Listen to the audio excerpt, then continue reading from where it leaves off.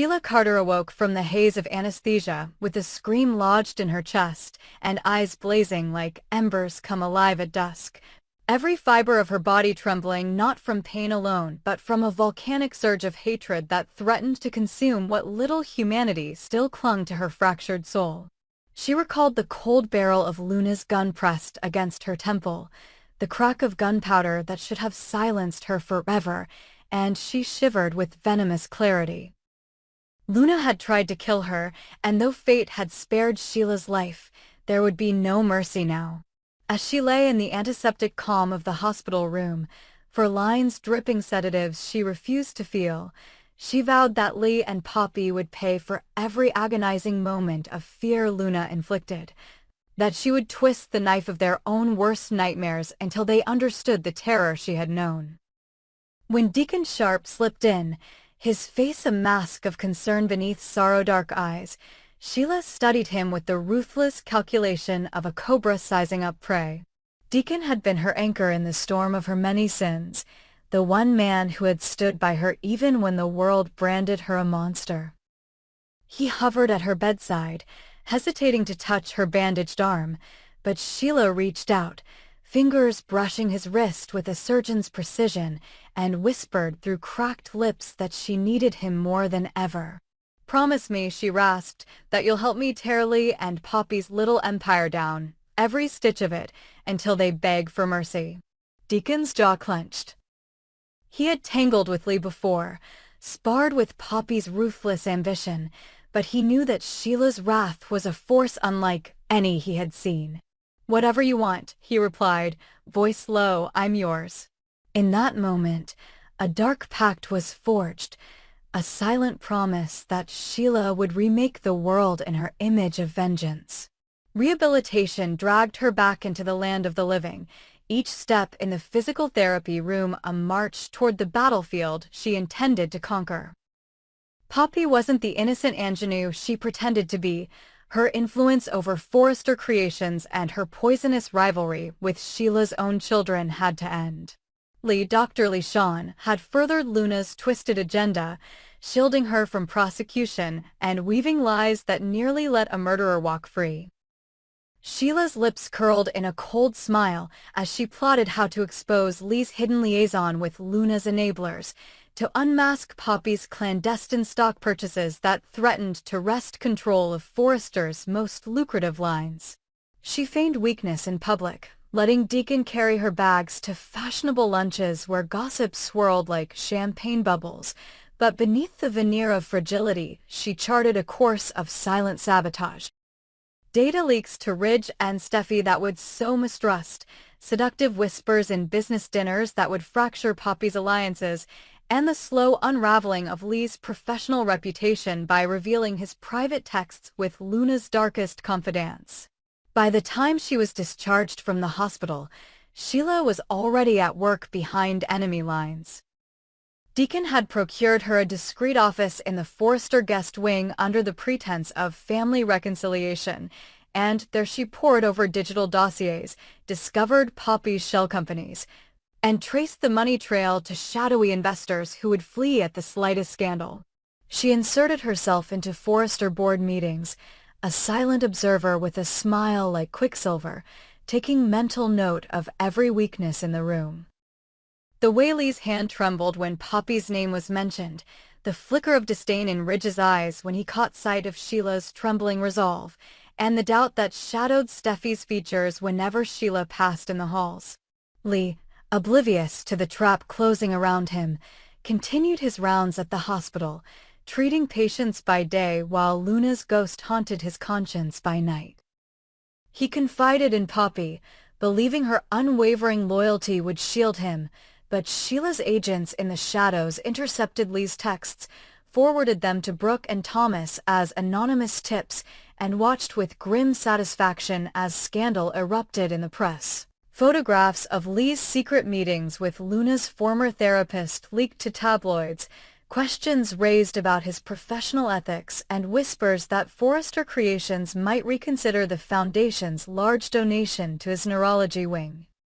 Poppy, furious at the threat to her husband's career, confronted Sheila at a charity gala, her designer gown shimmering under crystal chandeliers as her voice dripped acid.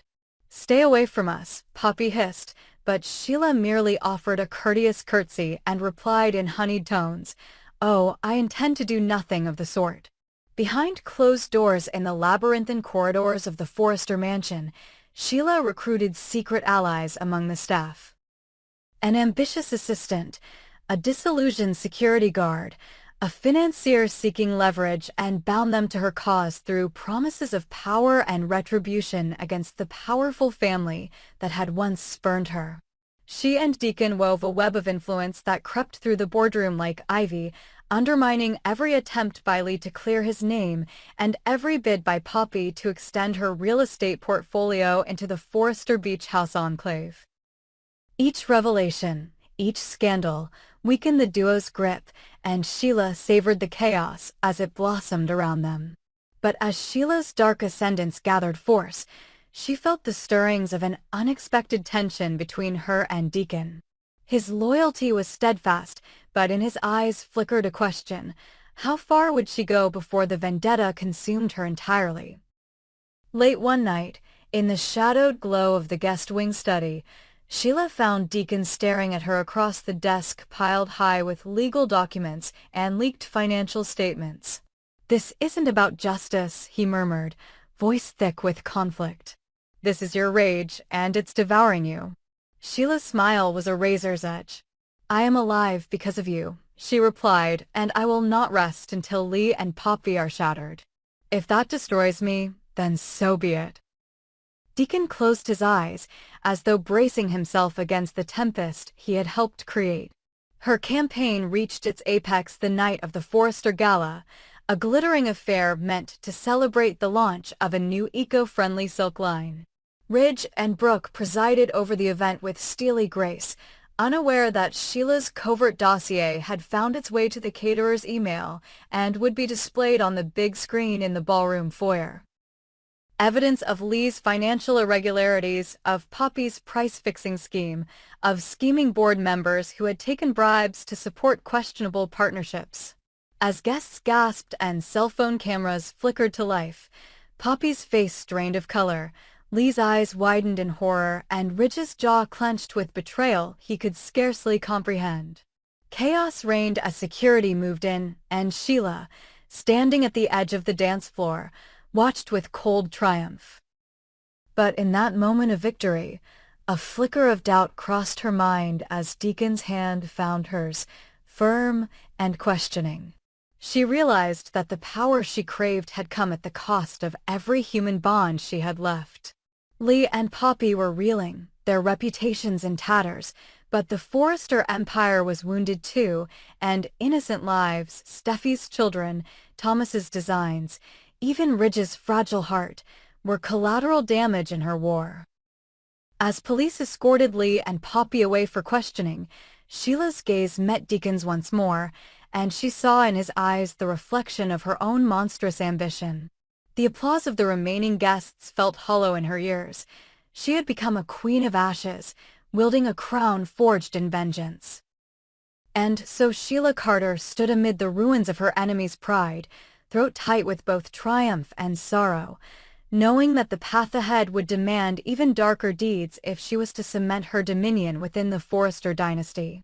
With Deacon as her unwavering lieutenant, she would navigate the treacherous waters of power and retribution, but the question that haunted her like a phantom bullet remained. When the dust settled and her enemies lay broken at her feet, would Sheila still find herself alive, human enough to feel the sting of her own hatred, or would she be lost forever in the abyss she had unleashed? In the stunned hush that followed the gala's disastrous revelation, the Forrester ballroom felt less like a temple of fashion than an arena of vanquished egos, and Sheila Carter stood at its epicenter like a calculating queen surveying her conquered realm. The flashbulbs of scandal still popped as Ridge Forrester, cheeks pale and jaw clenched, guided a trembling Brooke from the throng. Thomas and Steffi exchanged worried glances as whispers of indictments and resignations rippled through the remaining guests. And even the caterers, their trays abandoned, tiptoed past shards of champagne flutes like illicit secrets waiting to be swept away. As security officers herded a mortified Poppy Lockhart, shot into handcuffs, and medical professionals hovered anxiously over Li Shan's crumpled form, Sheila felt her chest tighten with a mixture of triumph and foreboding. She had shredded her enemies' facades, but the collateral damage, the wounded Forrester name, the fractured alliances, the whispered promise of vengeance from those who still bore grudges, settled on her like a suffocating cloak. Deacon Sharp hovered at her side, his broad shoulders rigid with loyalty, but in his eyes she glimpsed the question she dared not voice. Had she crossed a line from which there was no return? Later, when the ballroom's lights dimmed for an impromptu cleanup and the only illumination came from the glow of Ridge's cell phone as he fielded urgent calls from board members, Sheila allowed herself a private moment to savor her victory. She glanced at Deacon and gave him a curt nod. A silent command to initiate Phase 2 of their plan, and slipped through a side door that led to the Forrester guest wing, the corridor's muted carpets swallowing her footsteps. She passed portraits of past Forresters, each a reminder of legacies she'd now bent to her will, and entered the discreet office Deacon had secured for her under the flimsy pretense of post-surgery convalescence. There, her henchmen waited in the shadows. The security guard who recorded Poppy's secret stock transfers, the assistant who intercepted Lee's emails, the socialite who leaked the tabloid's incriminating exposé. All eyes turned to Sheila, their leader, and she felt the familiar rush of power surge through her veins. "They'll be vulnerable for weeks, maybe months," she said, voice low and steely. "We own the narrative now. Ridge will have to answer to the board for scandal he couldn't contain. Steffi will fight to salvage her mother's reputation, and Thomas will look to me for the inside track when he renegotiates his partnership. Phase 2 begins tonight. We bleed them dry." Meanwhile, in the hushed sterility of the adjacent prison, style hospital wing, Li Shan lay on a narrow cot, handcuffed to a rail, the oxygen mask sliding down his face. His chest rose and fell with ragged breaths as a trio of disease investigators probed the Forrester Foundation's murky donations, and a county prosecutor scribbled notes on a legal pad, her expression unreadable. Poppy, still in her sequined gala gown but now swathed in an orange jumpsuit, paced the room, cell phone in hand, issuing frantic directives to her lawyers. "Get me bail. Find a way to spin this. I had nothing to do with Lee's texts." But Lee, eyes rimmed red with exhaustion and dread, shook his head. He understood now that his loyalty to Luna's memory and his silence about her paternity had made him complicit in Sheila's deadly machinations. He closed his eyes, regretting the moment he'd hidden the truth from Finn, the nights he'd lied to Poppy, the pride that had driven him to protect Luna rather than expose her spiraling madness. As prison guards led him away for arraignment, he met Poppy's gaze with hollow remorse. "I'm sorry," he croaked. Poppy's lip curled. "Sorry doesn't fix this." And with that, she too was marched off to face the consequences of her own ambition. At Forrester Creations' glossy executive offices the following morning, board members assembled in crisis mode, their faces a kaleidoscope of fury, fear, and uncertainty. Eric Forrester, patriarch of the dynasty, sat at the head of the mahogany table, his hands clasped as though in prayer. Ridge stood to one side, dressed in an impeccable charcoal suit, bearing the weight of his signature on the donation checks that now looked like bribes in the harsh light of Sheila's exposé. Steffi, her hair pulled back in a tight chignon, presented damage control strategies, press releases, charitable audits, personnel reviews. Thomas, leaning against the far wall, offered to spearhead a new collaboration in Milan to demonstrate Forrester Creations' resilience. But beneath the polished veneer of corporate crisis management, there was one issue no one dared address: the specter of Sheila Carter herself, installed like a spider at the heart of Forrester's web, weaving her threads of influence with insidious precision. Ridge's gaze kept flicking to the empty seat where Sheila usually sat during family meetings, empty now, because she was setting her trap elsewhere, orchestrating alliances that none of them yet recognized. True to Sheila's command, Phase 2 unfurled that evening at the Repton Society fundraising gala, where the cream of LA's social elite gathered beneath crystal chandeliers, unaware of the undercurrent of hostility coursing beneath the champagne toasts. Deacon escorted Sheila through the crowd as though she were a warlord inspecting a battlefield, every eye grazing her bandaged arm and ivory corset, lingering on the faint scars that spoke of survival. She nodded discreetly to allies embedded among the waitstaff, whose whispered instructions triggered another leak, a doctored invoice that revealed Forrester's alleged endorsement of unethical manufacturing practices overseas. Cameras flashed as an investigative reporter intercepted Ridge's reluctant explanation, capturing his stammering admission live. Social media erupted within minutes. The hashtag Forrester Fabrication trended worldwide. As the gala's charitable mood evaporated like mist, Ridge's shoulders slumped, and Brooke's eyes filled with tears at the betrayal they could not yet fathom. Behind them, Steffi's phone buzzed with anxious texts from Douglas and Kelly. Is Grandma in trouble? And she forced herself to smile reassuringly even as her heart pounded with dread. Meanwhile, Sheila's inner circle orchestrated a coup within the company's upper management. She had surreptitiously contacted a trio of influential investors who controlled key board votes and convinced them that Ridge's leadership now posed an existential threat. They circulated meeting notices calling for an emergency vote of no confidence to be held the following week. Poppy and Lee, fresh from their arrest and with reputations in tatters, were powerless to intervene.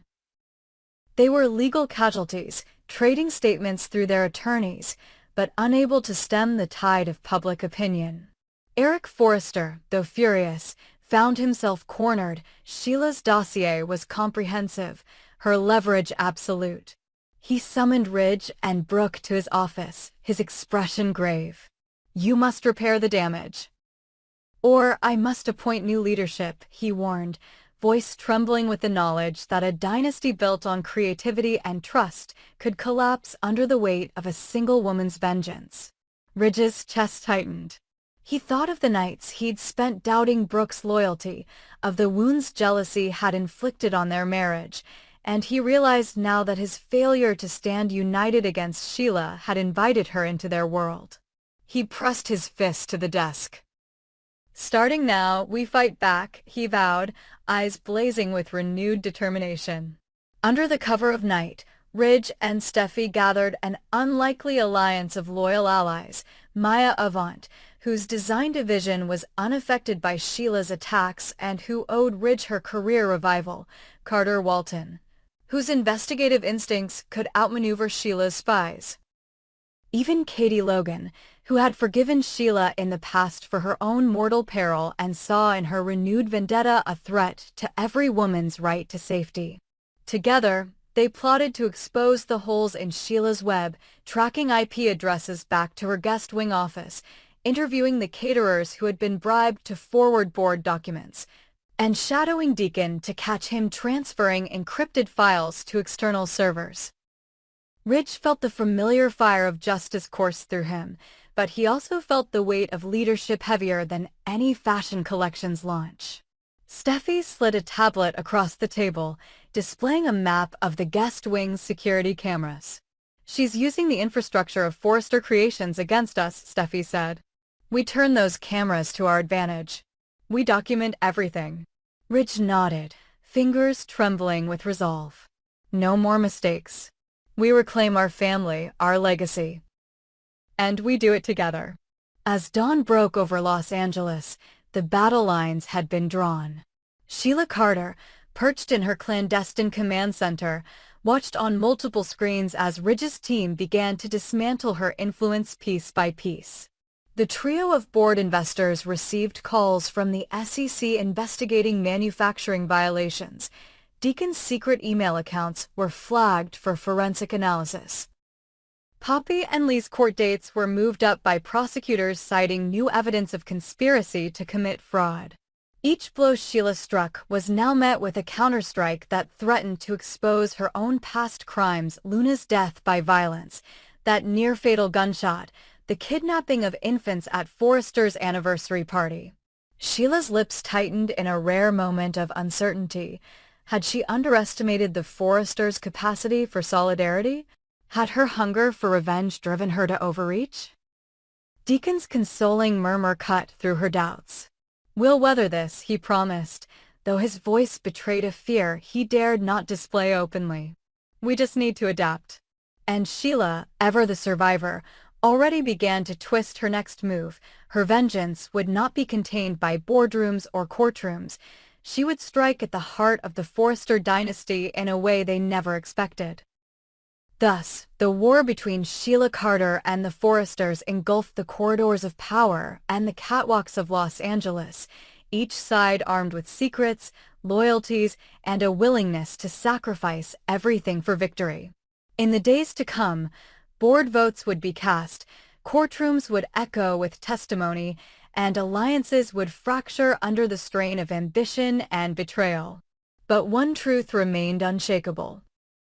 Sheila Carter's resurrection from near death had unleashed a vendetta as merciless as any she had faced, and the Forrester family, once a symbol of unity and creativity, now faced its greatest threat from within. As the sun set on another day of machinations, neither side could foresee who would emerge triumphant, but both knew that only those with the fiercest resolve and the darkest secrets would survive the ruthless logic of revenge.